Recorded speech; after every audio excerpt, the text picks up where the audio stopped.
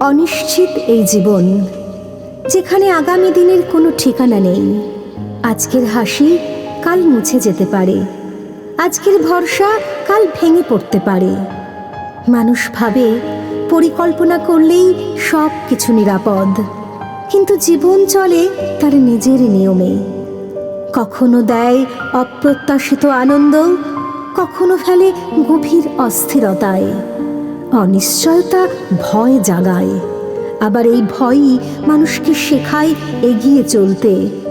কারণ সব কিছু নিশ্চিত হলে জীবন থেমে যেত, অনিশ্চয়তাই তাকে ঠেলে দেয় নতুন পথে।